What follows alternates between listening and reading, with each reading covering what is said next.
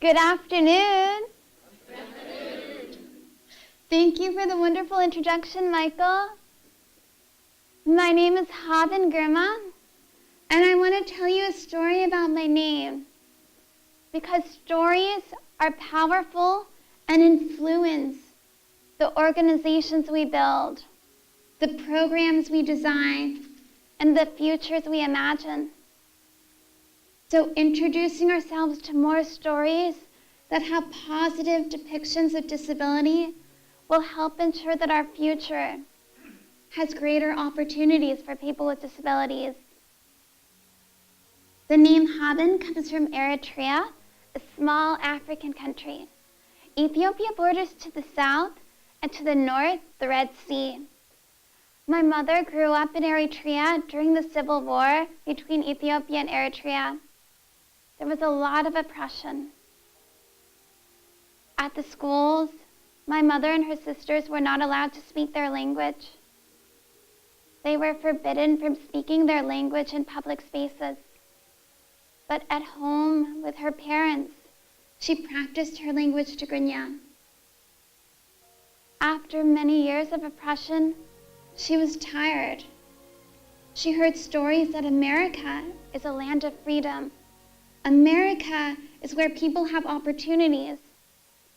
And at age 16, she took the dangerous journey, walking through the deserts and the jungles for 2 weeks from Eritrea to Sudan. Several months in Sudan, a refugee organization helped her move to the United States. Several years later, older, wiser, she realized geography doesn't create justice. People create justice. Communities create justice. All of us have the choice to accept the oppression around us or advocate for justice. As the daughter of refugees, a Black woman, disabled, the world sometimes tells me my life doesn't matter. I want to fill this world with more stories that show people with disabilities as people with assets and advantages and as welcome as anyone else to be part of the communities. My disability is deaf blindness. People love telling me stories about Helen Keller.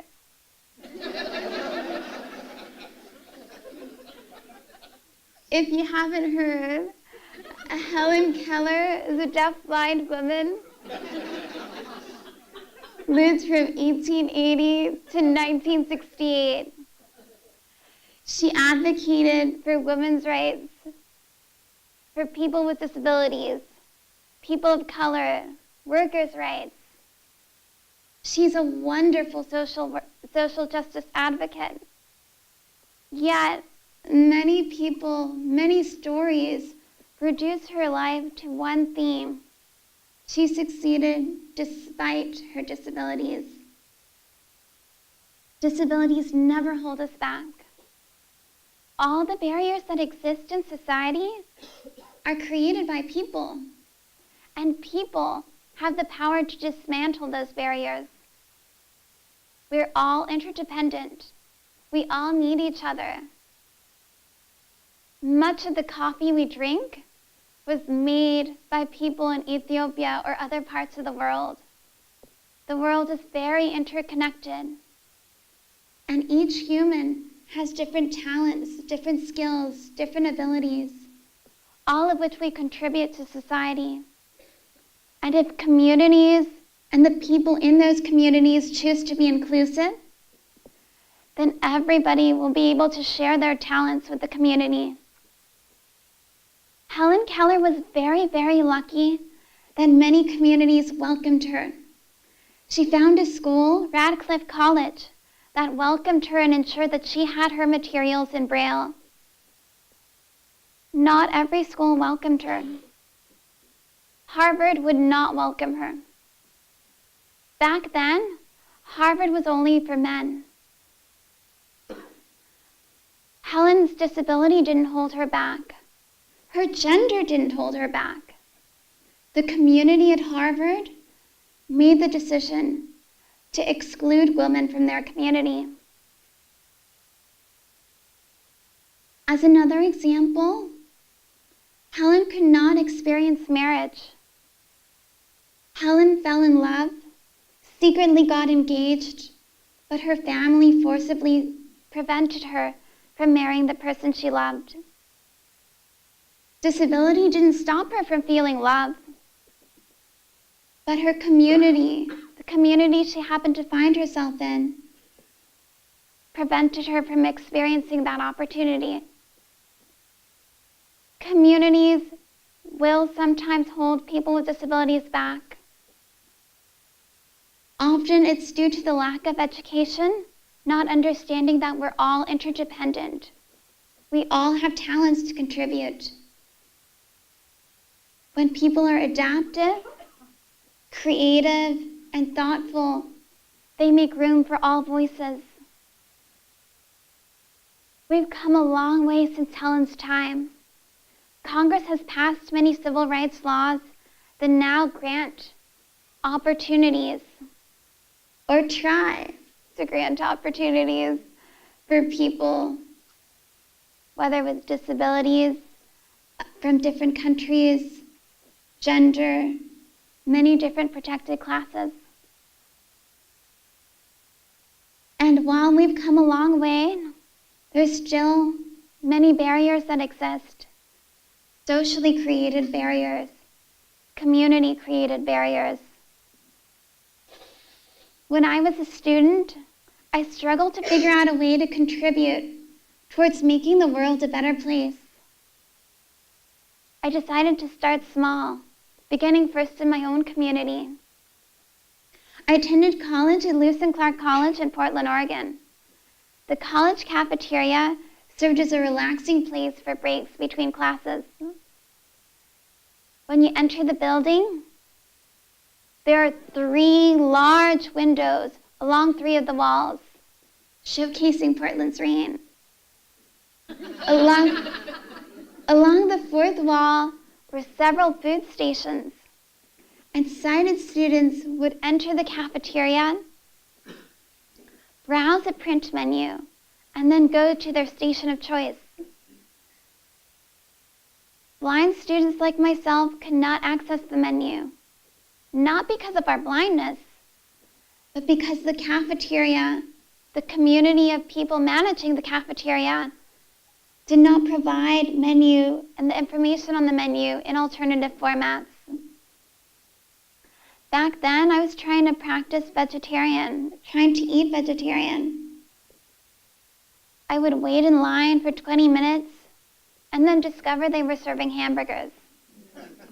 It was very frustrating.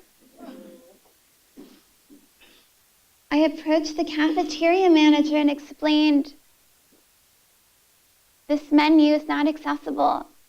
Can you provide it in Braille or in a digital format that I can access?" And he told me they're very busy. For several months, I tolerated the oppression.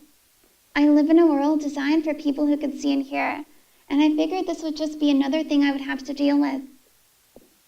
Like not being able to drive, not being able to watch the latest movies, not being able to enter a room and see who's there. One of my best friends, when she first met me, wasn't sure how to communicate. If she waved hi, would I be able to see that? If she voiced hello, would I be able to hear it? So, for a student, she thought about all the possibilities. She's very adaptive, very thoughtful, and that's why we eventually became friends. And after thinking about the possibilities, she decided, oh, Haben has Facebook. So she went onto Facebook and typed me a message saying, "Hi, Haben, I'm sitting right next to you."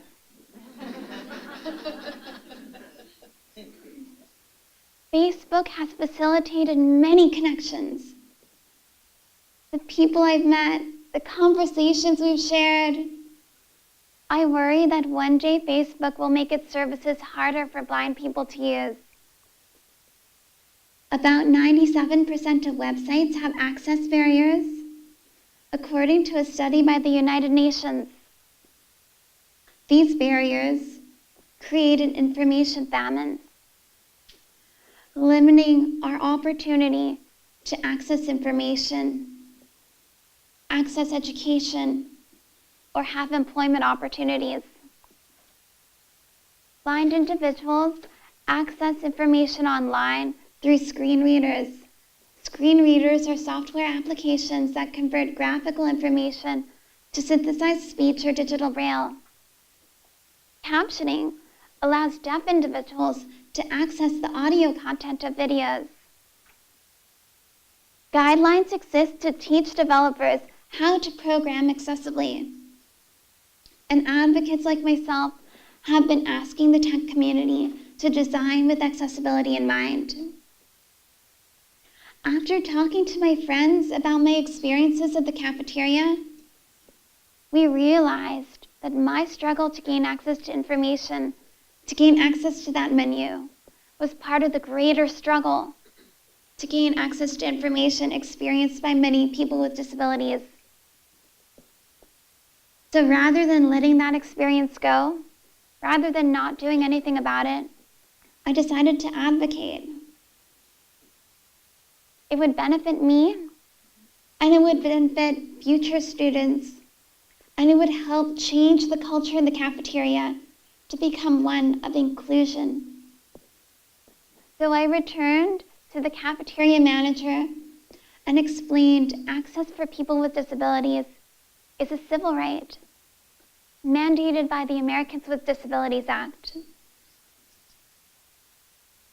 That conversation changed the culture of the cafeteria.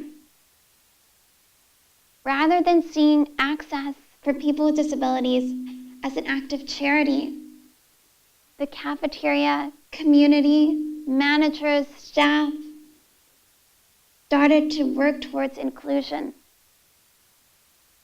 It should be a relaxing break between classes to come to that cafeteria. It should be a safe space for all students.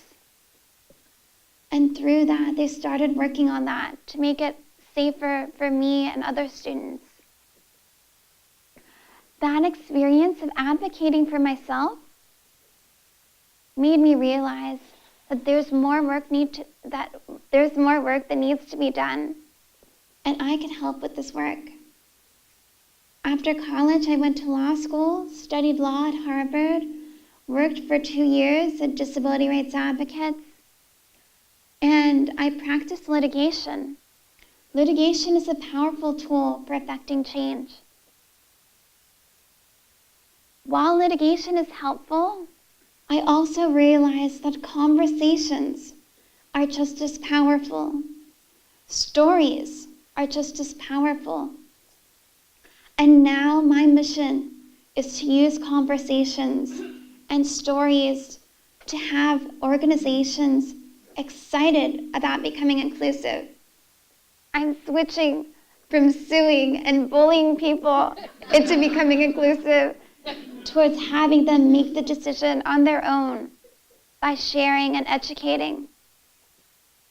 We need more advocates. All of you daily face the choice to either accept the oppression around us or advocate for justice. Think about the many ways you can contribute your talents to becoming advocates, whether it's using your math skills or music or stories. There are many ways we can ensure that all voices are valued in our communities. Thank you.